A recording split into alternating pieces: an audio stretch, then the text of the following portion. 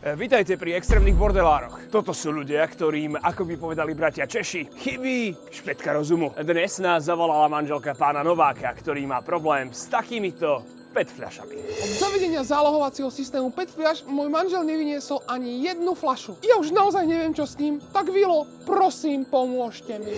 Dobrý deň, som tu správne u Novákov. Preboha! Preboha! Aj karamba!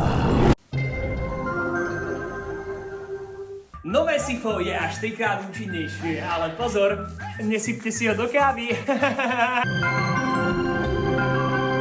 Preboha! Dobrý, Vilo!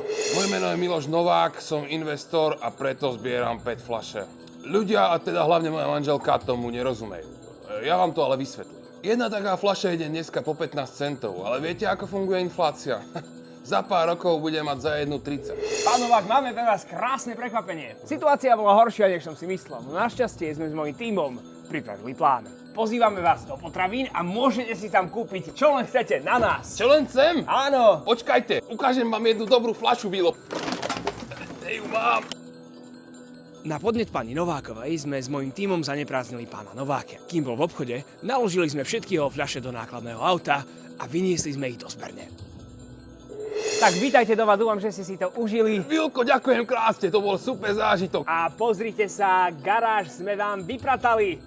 To čo má znamenať, ty hajzel? To som si tu roky šetril, to čo si spravil? Počkajte, pán Novák, mali ste tam vyše 1800 fľaš, čo znamená, že tu mám pre vás 270 eur. Ďakujem krásne, Vilko. Tak za to si kúpim aj cez 1000 nových fľaš.